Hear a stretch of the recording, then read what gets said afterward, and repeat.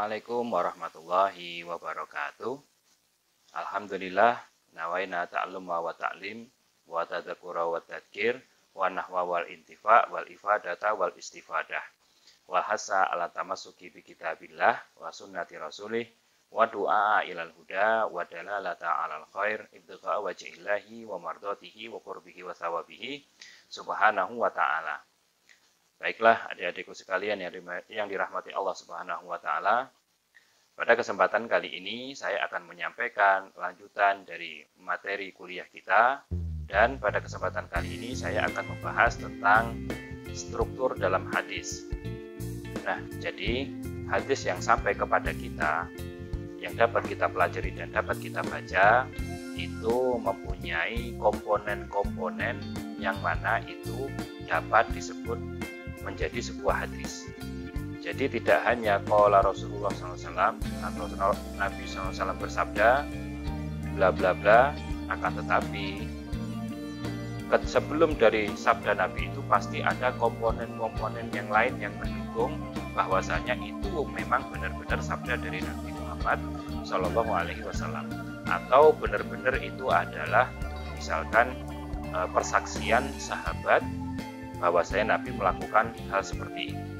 Nah, maka ini salah satu komponen penting dalam materi kuliah kita, sehingga kita tidak mudah mendengar bahwasanya Nabi bersabda demikian, kemudian kita langsung meyakini. Nah, atau misalkan kita mendengar sebuah hadis yang bertentangan dengan kebiasaan atau keyakinan kita selama ini. Nah, mari dengan adanya materi kuliah struktur dalam hadis ini, mari simak videonya sampai akhir agar kita tidak salah dalam memahaminya. Sekarang kita belajar tentang struktur dalam hadis. Dalam struktur hadis itu ada beberapa komponennya, yang nanti komponen tersebut menjadi sebuah kesatuan dan itu dapat disebut dengan hadis. Komponen yang pertama itu namanya adalah isnad. Apa itu isnad? Isnad adalah menyandarkan hadis kepada yang mengatakannya atau perawi satu dan menisbatkan kepadanya. Nah, misalkan ini perawi satu itu misalkan ada seorang pengarang kitab hadis ya, namanya Imam Bukhari. Nah, Imam Bukhari itu mendapatkan hadis dari si A, dari si B, dari si C. Nah, yang namanya perawi satu itu adalah setelah Imam Bukhari. Jadi ketika Imam Bukhari mengatakan saya mendapatkan hadis dari si A, dan si A inilah perawi satu. Jadi yang dicatat sama Imam Bukhari dari sanad-sanad hadis, kemudian dicatat nama pertama kali dicatat itu pasti Imam Bukhari mendapatkan dari dia. Nah, itulah seorang perawi satu. Kemudian ada sanad. Sanad adalah silsilah mata rantai orang-orang yang bukan kepada matan hadis.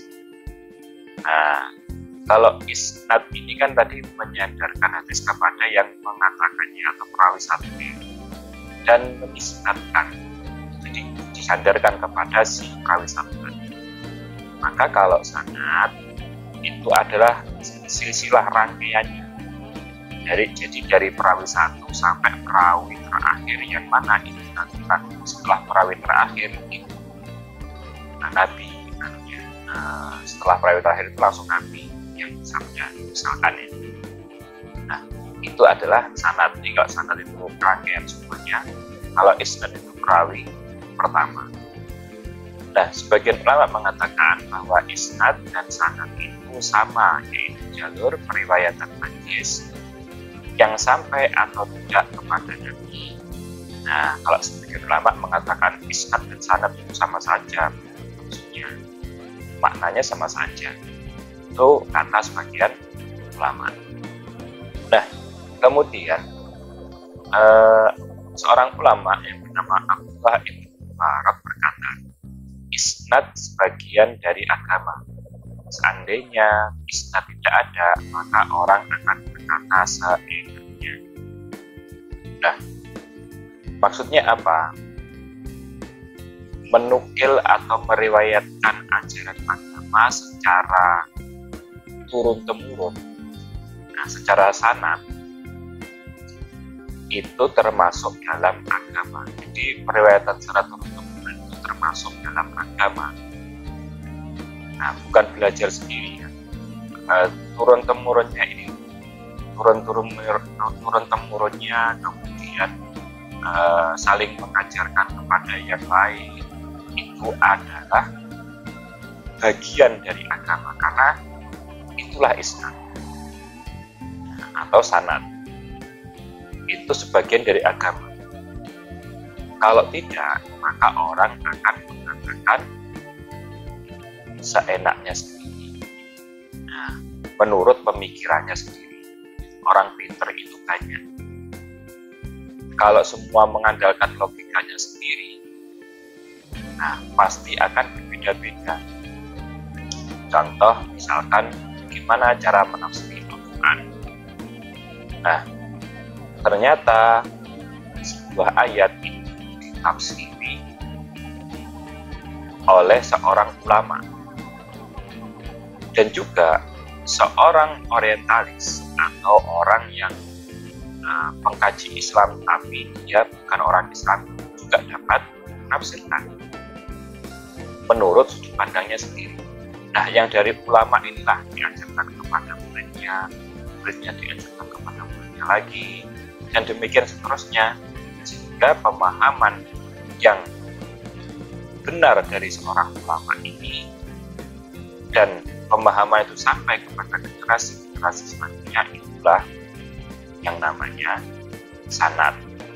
Nah, maka seperti itu adalah kegiatan seperti itu tadi, itu adalah bagian dari agama. Nah, kemudian ada yang namanya musnid, adalah orang yang meriwayatkan hadis dengan isnadnya, baik mengetahui atau tidak terhadap matan tersebut, tapi ia sendiri menjadi sumber berita itu, dan beberapa hadis disandarkan kepada sahabat. Nah, musnid itulah orang yang dia itu mencari dan mengumpulkan. Nah, dia itu mencari di berbagai negara. Dia datangi orang-orang yang memang khusus menggeluti hadis, ulama-ulama yang khusus menggeluti hadis. Kemudian dia mengambil sanad darinya. Nah, jadi sanadnya itu nanti dia misalkan ke Indonesia 10 orang, ke Malaysia 5 orang, nanti ke Thailand misalkan ada 3 orang, nanti ke India ada 2 orang, nanti ke negara Iran, mana lagi, semua dia datang itu mencari ulama-ulama yang ahli hadis dan dia meriwayatkan hadis dari mereka. Nah, makanya yang banyak bukan itu semuanya, dia datang ke berbagai negara, mengumpulkan itu semuanya, dan yang mana nanti mata rantai sanad dari berbagai negara itu akan terkumpul padanya. Nah, makanya orang-orang yang begini yang mengumpulkan sanad seperti ini itu namanya musnid. Dan pada zaman sekarang ada nggak musnid? Ada. Contoh yang baru saja meninggal, maksudnya yang abad 20 baru meninggal, itu yang paling terkenal dan murid-muridnya banyak sekali yang menjadi ahli hadis, bahkan menjadi mufti di Mesir, menjadi ahli hadis di berbagai negara. Contohnya adalah Syekh Yasin Al-Madani yang mana beliau berasal dari Padang. Beliau seorang ulama berasal dari Padang tapi menetap di Mekah Al-Mukarramah di Arab Saudi.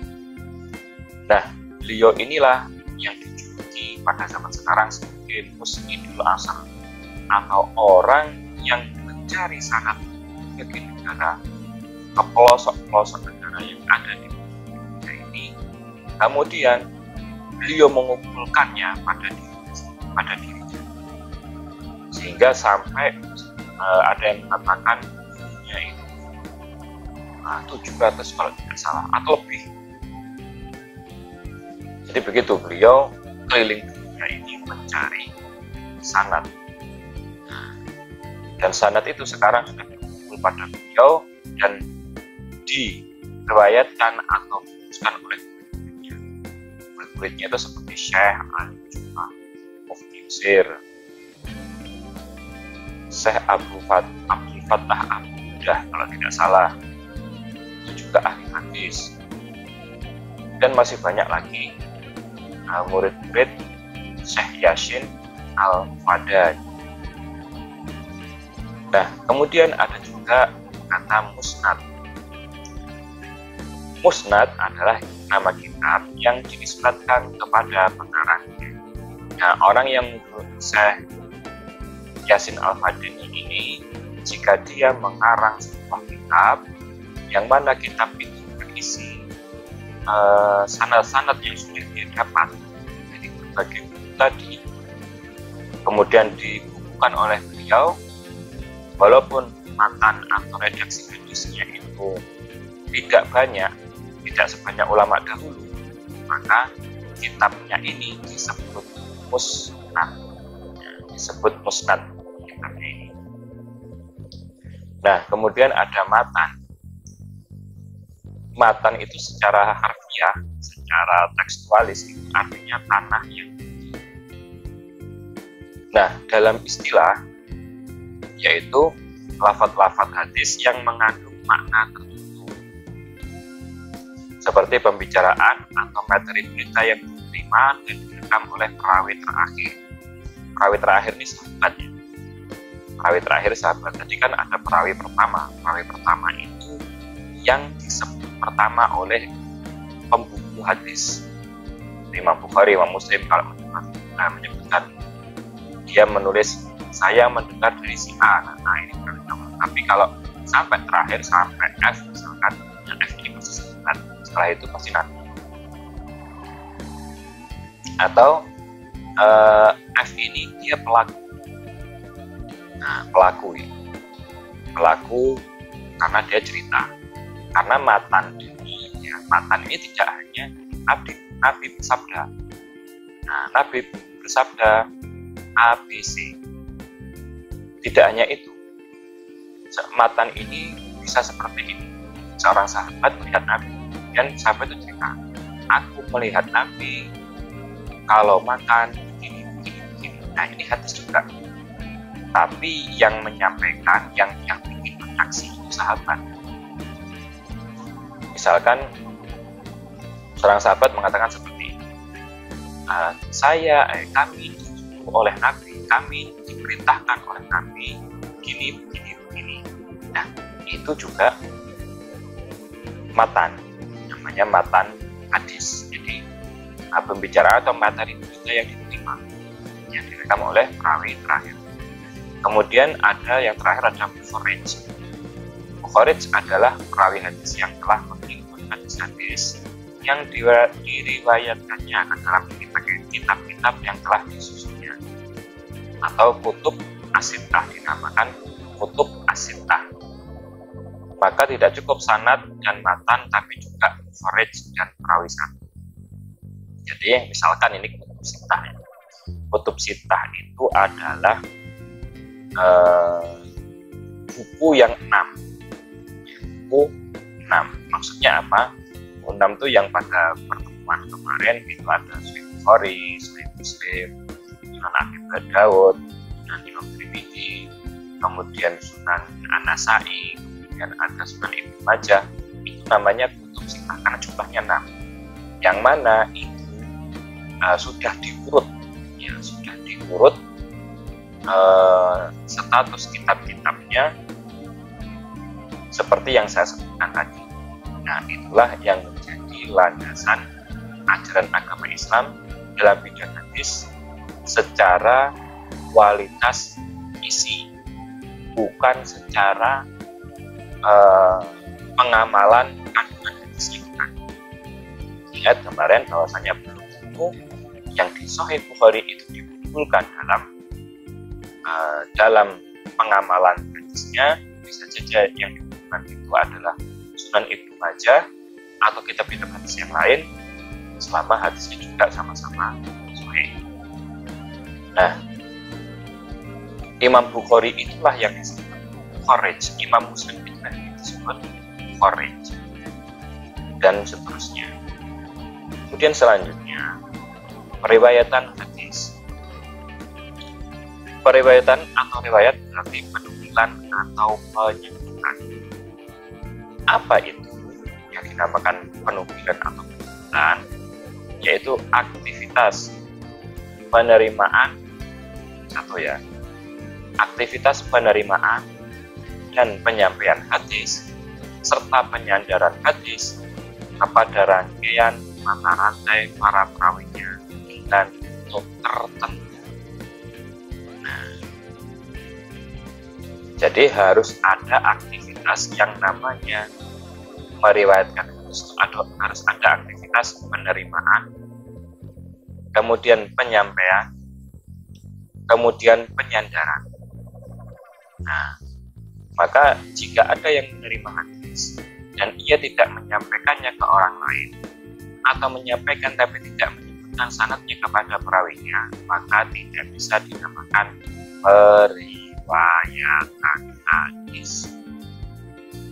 Jadi seakan-akan periwayatan hadis ada kelas sendiri, kelas periwayatan hadis atau majelis sendiri yang khusus untuk periwayatan hadis.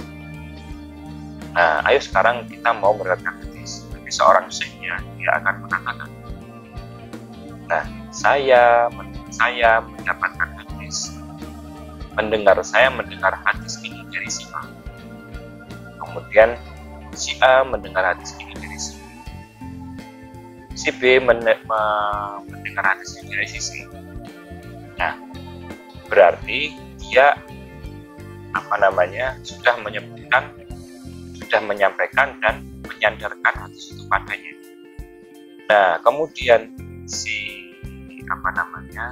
pendengar atau yang mau meriwayatkan hadisnya itu, dia mengatakan, ya saya terima dan ya saya terima hadisnya. Nanti dia wajib juga meriwayatkan kepada orang lain. Jadi nggak mudah ya. Terus apalagi zaman-zaman sekarang ada nggak aktivitas penerimaan dan penyampaian atau penyandaran hadis? Ada, akan tetapi ya tidak seperti dulu. Kalau dulu kan setelah meriwayatkan itu ditulis di kitab.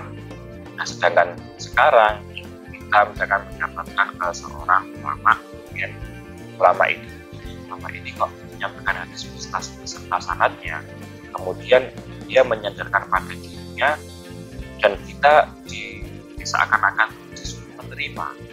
Nah, ini berarti dia sedang meriwayatkan hadis. Nah, terus akhirnya misalnya sekarang kita saya mendengarkan hadis dari si A, si B, si C, si D, kemudian diriwayatkan oleh saya sendiri. Tidak bisa, tidak berpengaruh apa-apa maksudnya, karena hadis-hadis sebenarnya sudah ditulis oleh para ulama. Jadi tidak bisa, misalkan sering saya sebutkan di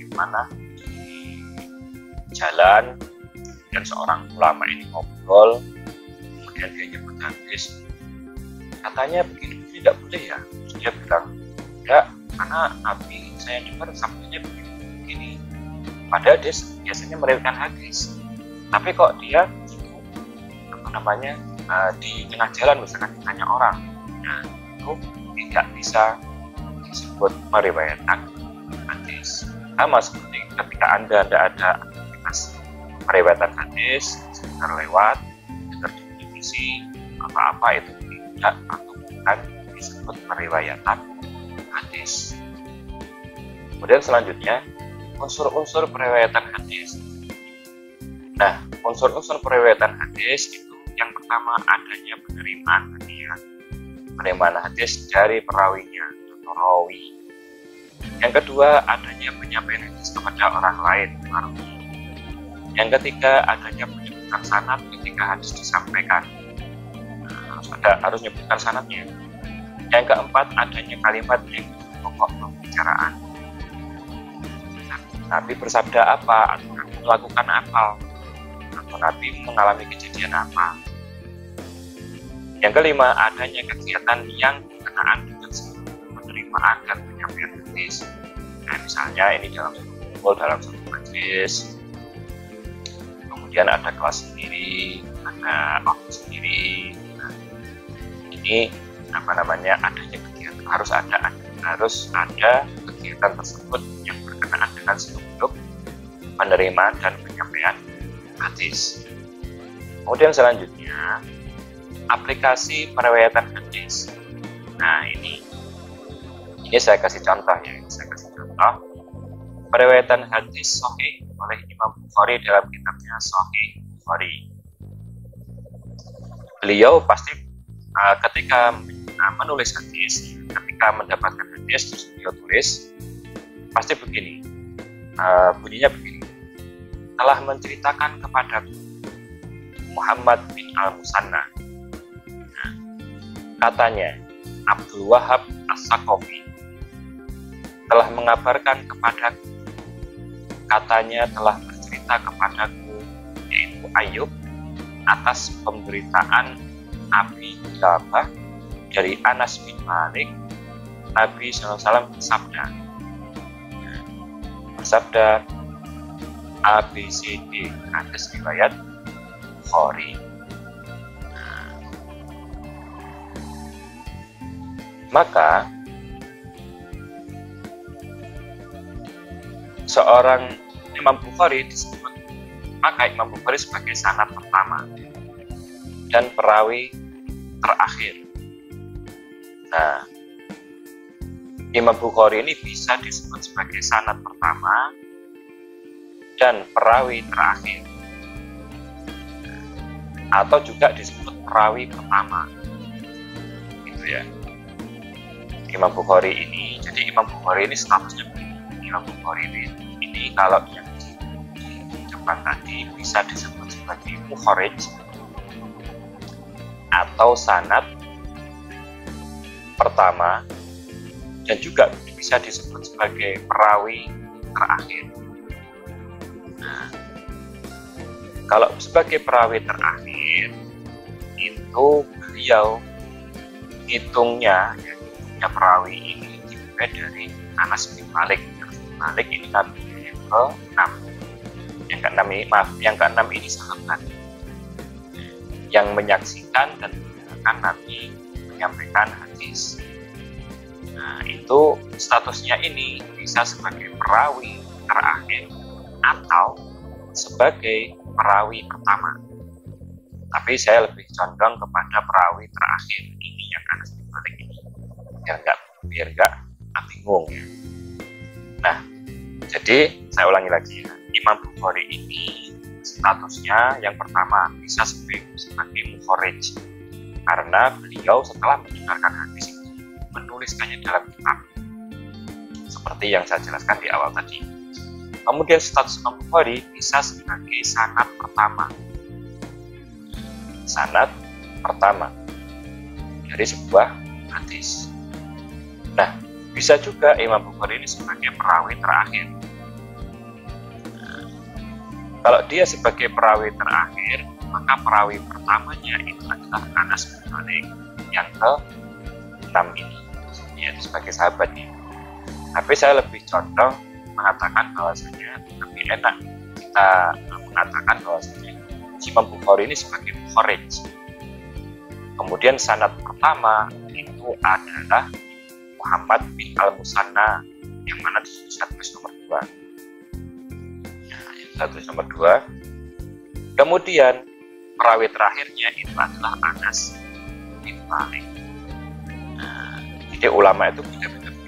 Ada yang mengatakan sanad utamanya ya si perawi pertamanya, ada yang mengatakan yang Muhammad bin al-Musanna, ada juga yang mengatakan enggak, perawi pertamanya ya Anas bin Malik, itu hanya istilah saja ya. Yang penting susunannya itu benar, bukan mencela-mencela. Nah, itu hanya penetapan menurut ulama masing-masing saja, bukan masalah. Jadi tidak usah bingung antara ini kok perawi satu, ini sanad pertama, ini perawi terakhir. Nah, sama saja, hanya beda istilah saja, menempatkan istilahnya itu yang tinggal pengennya gimana. Nah, para ulama sudah mengklasifikasi kesahihan sanad beberapa sanad terkenal. Jika tidak melalui jalur tersebut, bisa dikategorikan hadis tersebut tidak sahih, bisa hasan atau dhaif atau lainnya. Nah, jadi begini, ulama itu dulu yang awal-awal hadis itu, ulama sudah mengklasifikasi. Oh, kalau hadis yang sahih itu pasti rata-rata lewat sahabat ini, kemudian lewat si perawi ini, perawi A, perawi B, perawi C, dan sahabatnya pasti ini. Misalkan Abu Hurairah, kemudian Sayyidatuna Aisyah radhiyallahu anha, atau misalkan Jabir bin Abdullah. Nah, itu sahabat-sahabat terkenal yang kalau dia riwayat hadisnya itu melalui jalur yang benar pula, maka itu ulama sudah diklasifikasi agar itu bahwasanya sahih. Nah, misalkan nanti hadisnya hasan atau dhaif dan lain sebagainya. Misalkan Abu Hurairah yang sahih hadisnya hanya lewat 6 sanad. Nah, jadi kalau maksudnya 6 sanad itu ada 6 macam sanad. Misalkan Abu Hurairah misalkan itu memperdengarkan hadis itu kepada 6 orang.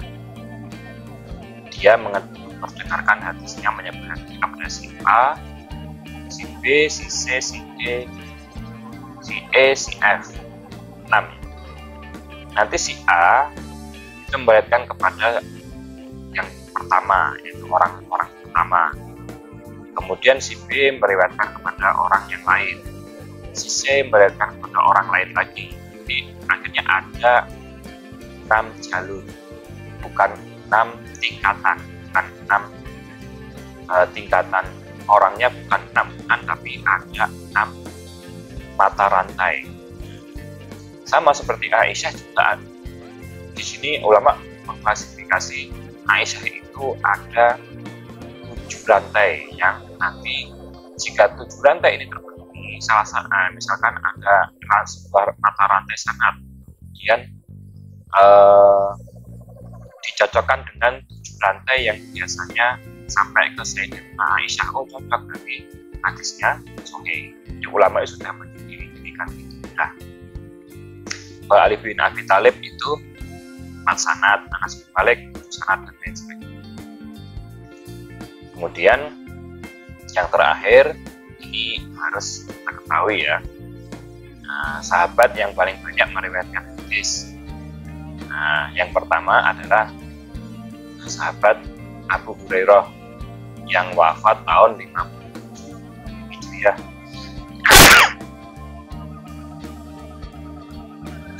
Nama aslinya atau yang populer di kalangan ulama adalah Abdurrahman bin Sakhr. Abdurrahman bin Sakhr. Hadis yang diriwayatkan oleh Imam Bukhari itu ada 5.374 hadis. Jadi Abu Hurairah itu julukan yang diberikan Nabi SAW kepada seorang sahabat namanya Abdurrahman bin Sakhr. Abu Hurairah ini dulu beliau tidak orangnya itu masuk Islamnya itu ya dibilang akhir-akhir ya, yaitu sekitar mungkin nggak ada 5 tahun sebelum Nabi meninggal. Tapi karena beliau tekadnya tinggi, kemudian datang ke Madinah, batang kara, tidurnya hanya di depan Masjid Nabawi. Kemudian beliau minta didoakan Nabi agar tidak mudah lupa. Nah, beliau mudah lupa. Supaya sudah dipesankan Nabi lupa. Beliau didoakan Nabi dan akhirnya menjadi perawi hadis yang paling banyak. Kemudian yang kedua adalah Abdullah bin Umar bin Khattab. Nah, Abdullah bin Umar bin Khattab putranya Umar bin Khattab yang wafat tahun 75 Hijriah. Beliau termasuk sahabat kecil ya. Sahabat kecil yang mana sudah dari kecil itu sudah pernah melihat Nabi, dan beliau meriwayatkan hadis sebanyak 2630 hadis. Kemudian ada Anas bin Malik. Anas bin Malik ini yang wafat tahun 91 Hijriah, hadis yang diriwayatkan ada 2286 hadis. Ada Aisyah binti Abu Bakar, yaitu istri Nabi sendiri, radhiyallahu anha, yang wafat tahun 48 Hijriah, jumlahnya meriwayatkan 2210 hadis. Kemudian ada Abdullah bin Abbas. Abbas ini keponakannya, sepupunya Nabi. Sepupu Nabi termasuk sahabat kecil, itu wafat tahun 78 Hijriah, meriwayatkan hadis sebanyak 1660 hadis.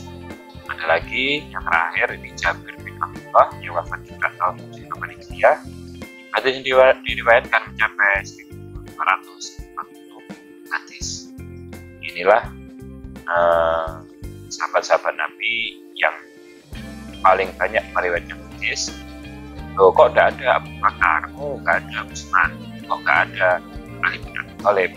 Nah, karena mereka sebenarnya itu dapat meriwayatkan hadis, tapi di zaman mereka itu mereka lebih fokus untuk mengumpulkan dan menjaga kemudian Al-Quran. Nah, inilah materi kuliah kita pada kesempatan kali ini.